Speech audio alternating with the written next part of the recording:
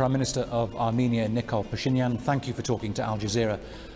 Now we're at the stage where there's open confrontation between Armenia and Azerbaijan. What are your preferred options? An increased military pushback against Azerbaijan or a call for ceasefire and talks?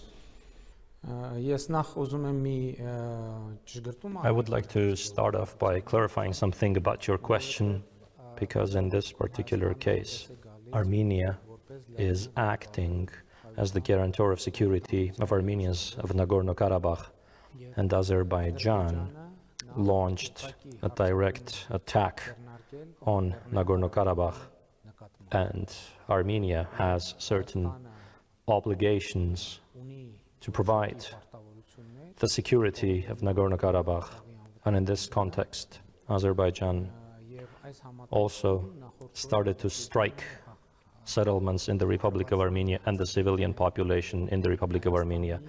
The September 27 offensive of Azerbaijan on Nagorno-Karabakh began with shelling of civilian settlements, and this is a fact that we need to acknowledge. And then the rest of the answer to the question would be as follows. When there's an attack, when there's aggression, the very first task is to protect from that aggression and to stop that aggression, after which only will it be possible to talk about negotiations. In a situation in which there is an aggression, I can say with confidence that the Armenians of Nagorno-Karabakh will not retreat in the face of the aggression. At the same time, it's necessary to acknowledge that the issue of Nagorno-Karabakh has nothing but a peaceful solution, and confronting the aggression will de facto prove it.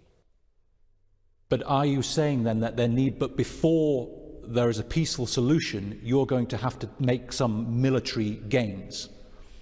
As I said already, our task is to defend, because Azerbaijan launched an attack in the direction of Nagorno-Karabakh, and obviously the very first task of the Armenians of Nagorno-Karabakh is to defend against this aggression. Okay, then what is the likelihood of a military political alliance, formal military political alliance with Nagorno-Karabakh? We are discussing that possibility. That alliance actually de facto exists because we state that Armenia is the guarantor of security of Karabakh, and we need to think now about its future developments. And in our agenda, we do indeed have this point. And it's very important to note this situation has created a new reality, a new military political reality in our region. One component, as I said, is that for many years, Azerbaijan, after developing a military rhetoric, has now attacked Nagorno-Karabakh, and it has happened with Turkey's obvious support. And in the international media, there is already broad discussion of the fact that in the territories that it controls in Syria, Turkey is recruiting mercenaries and transporting them to our region, and therefore Armenia and Nagorno-Karabakh need to increase our cooperation in the security field. And would you go as far as recognizing an independent Nagorno-Karabakh? There is that agenda as well, and that is an item in the agenda, and a decision will be taken or not taken depending on a variety of factors. You mentioned Turkey in your answer there, and yes, Turkey has now come out firmly on the side of Azerbaijan, says it will support Azerbaijan, and has criticized your approach to Azerbaijan. But do you have evidence really that Turkey is going as far as supplying mercenaries?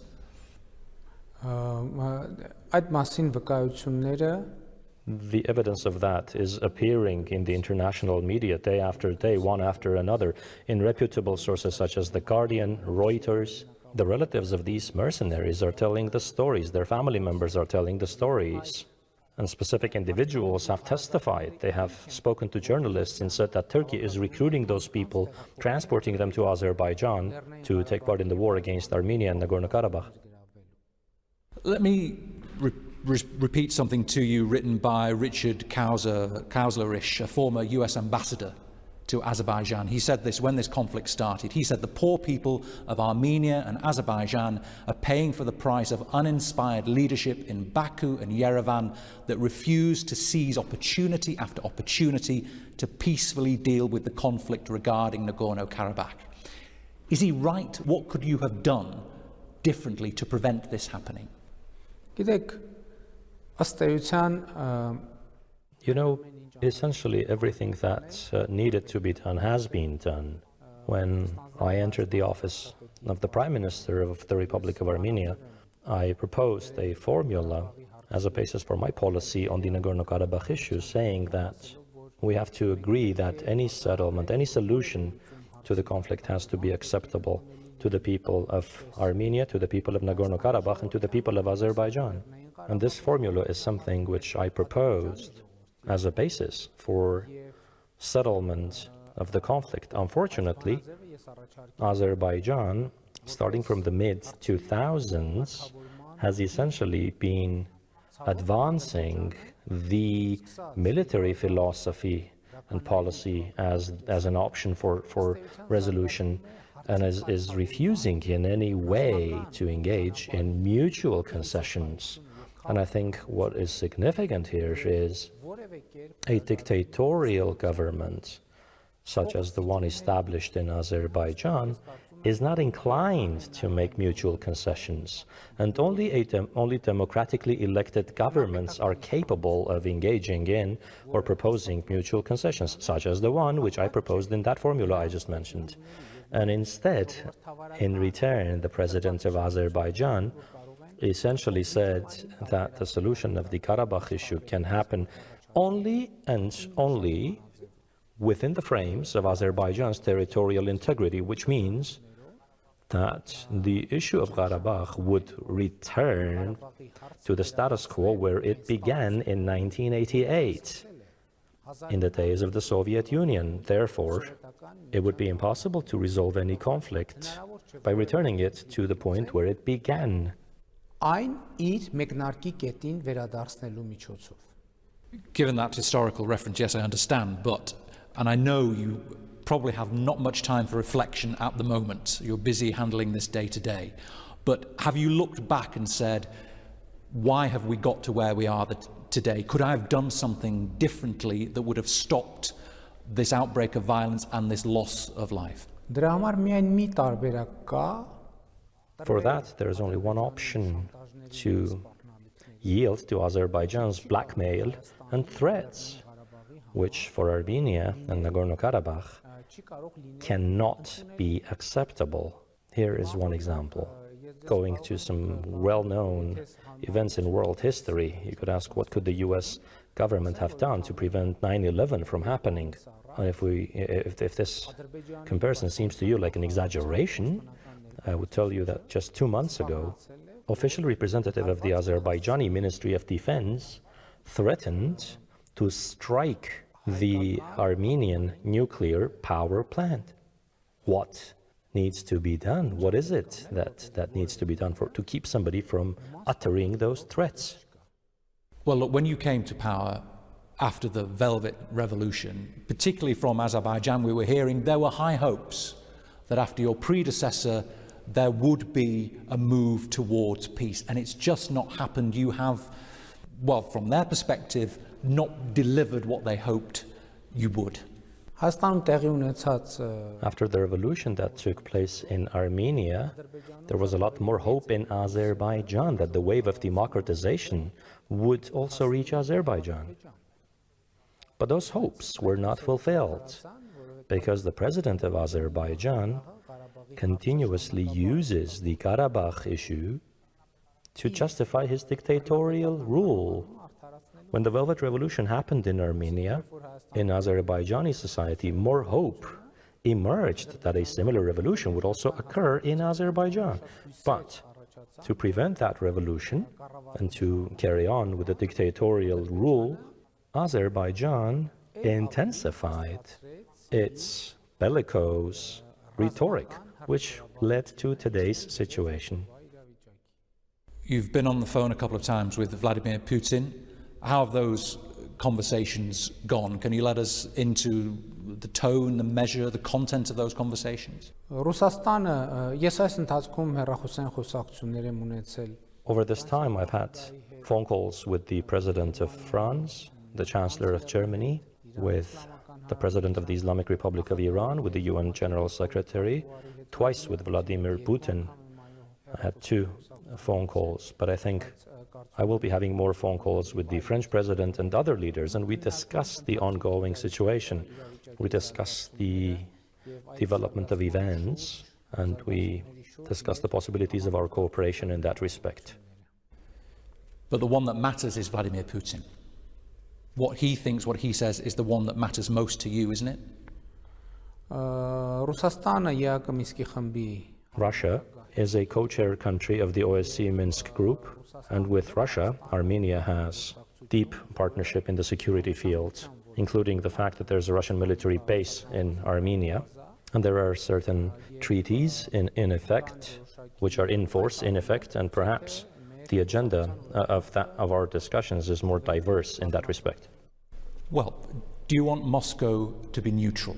For Azerbaijan, they have had Recep Tayyip Erdogan has clearly stated his support for Azerbaijan.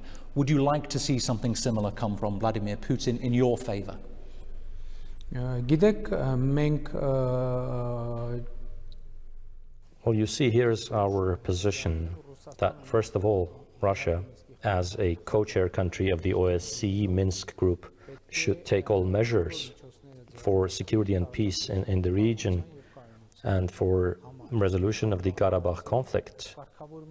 Russia has, with Armenia, commitments in the security field, and to be precise, cooperation in the security field, and that is one of the items in our agenda. Would you want to see Russian peacekeepers, for example, in Nagorno-Karabakh? Well, you see, those issues could be discussed in the context of the wider resolution within the OSCE Minsk Group co-chairmanship. President Aliyev says that you've been provoking him. You've been allowing the Armenian diaspora to settle in Nagorno-Karabakh. You've been encouraging it. He's been left with no option. They have this long list of grievances. It's their territory. You've done nothing to try and resolve this conflict. So that is why we are where we're at today.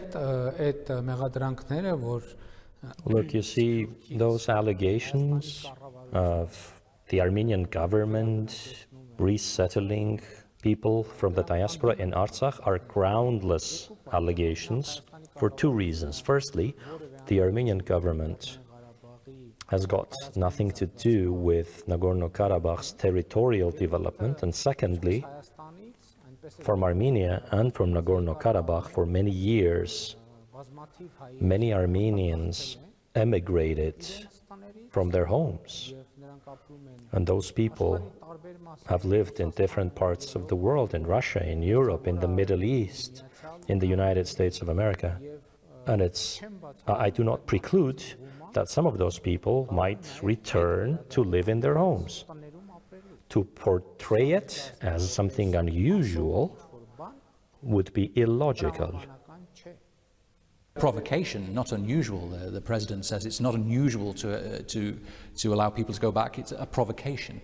You're provoking. Well, you see, if anyone after 15 or 20 years ago emigrated from their homes, or 30 years back emigrated from their homes, and are returning to their homes to live in their homes, is that provocation? What is provocative about it? Could you explain to me? Well, then you have also the allegations of the war crimes committed by the Armenian forces back in the late 80s and early 90s in Nagorno-Karabakh that the European Court of Human Rights has catalogued, and again a failure to address those issues. No, that's a misunderstanding. Where did you get that? Where is that information coming from? It's just Azerbaijani propaganda. It's another one of the tools of Azerbaijani propaganda, because in the European Court of Human Rights, there are other judgments and decisions that actually blame Azerbaijan for specific and concrete crimes.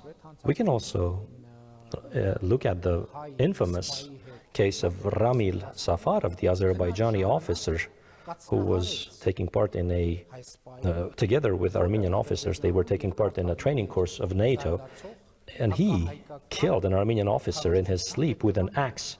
For many years, Azerbaijan was developing anti-Armenian propaganda, and this is one of the consequences. And that act happened in Hungary, in Budapest. The court of Budapest convicted Safarov to life in prison, after which, after serving 8 years in prison, he was extradited to Azerbaijan, where Aliyev issued an order releasing him, and there was a process of nationwide glorification of the person. This one episode really illustrates the whole history of the Karabakh conflict. The context of today's events is also described with this. Today, many Ramil Safarovs have attacked people who were sleeping peacefully, numerous Armenians. This is the story that is happening. Maybe on top of all of that, though, we can say that the UN General Assembly demands the unconditional withdrawal of all Armenian forces from the occupied territories of Azerbaijan and... Wait 1 second, please. I beg your pardon. Have you actually read the Security Council resolutions? If you've personally read it, it's very important that whatever we're referring to, whatever we're citing, we should read what the text says. And that text says the following: that Azerbaijan violated the ceasefire agreement, and the situation that subsequently emerged was a consequence of breach of the internationally reached commitments of Azerbaijan. That's very important. That resolution which you cite actually refers to a specific event at a specific point in time.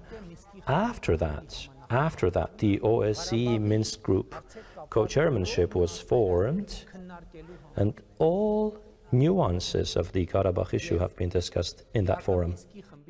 In the negotiations which happen in the frames of the OSCE Minsk Group, it is in those negotiations, as it is a result, it is these negotiations that should result in solving all the issues.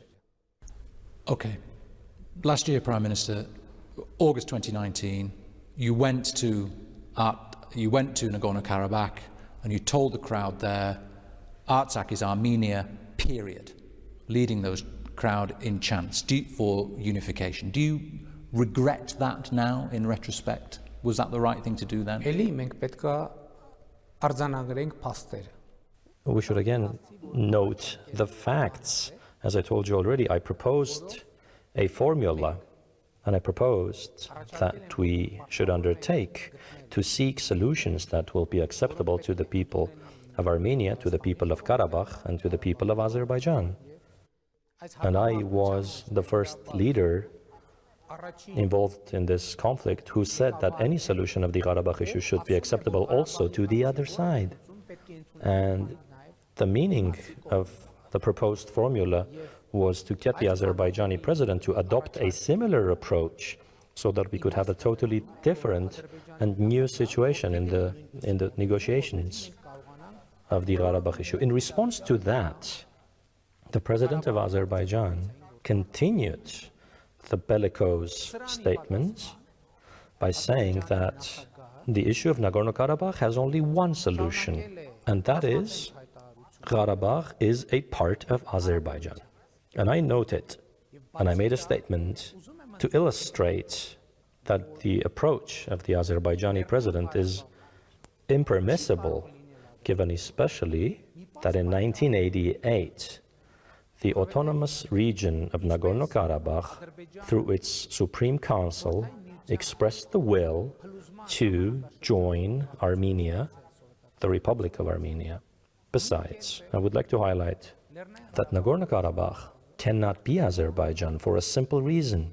At the time of the collapse of the Soviet Union, just like Azerbaijan gained independence from the Soviet Union, in exactly the same manner, the autonomous region of Nagorno-Karabakh exercised its rights, constitutional and legal right of the then Soviet Union to gain independence from the Soviet Union. And Azerbaijan's position on the Karabakh issue boils down to restoring, or to a need to restore the Soviet-era status quo, which is simply impossible. Prime Minister, time is against us, but one question before we finish on the domestic situation. You remain very popular, and the popularity that brought you to power during the revolution is still there. Not as popular as you were, we understand. There have been some small protests against tax policy, tax reform, calls for the education minister. I'm sorry, did you do an opinion poll? No, I'm just reflecting what we've seen in local coverage. You are popular, I give you that, Prime Minister. You remain very popular. No, I'm not insisting. I'm just trying to say that the protests happened the day after I was elected Prime Minister. So, oh, by the way, in a democratic society, protests, demonstrations, assemblies are not strange. It would be good, for instance, if Azerbaijan had protests under the same circumstances in the same environment as Armenia. Let me just very quickly finish the question, though, the point being that, and also we have to mention that the COVID infection rate is very high here, and you've had a big challenge getting on top of that. The question is, do you worry for your own popularity that if you mishandle this conflict, if it doesn't go your way, then you yourself are going to suffer in your position as Prime Minister? Well, you see, I reached the position of the Prime Minister not to defend my popularity, but to serve the national interests of my country and my people, and to defend the dreams of my people and my country. So, along this path, I'm absolutely not interested in my person. Prime Minister of Armenia, Nikol Phashinyan, thank you very much for talking to Al Jazeera. Yes, sir. Thank you.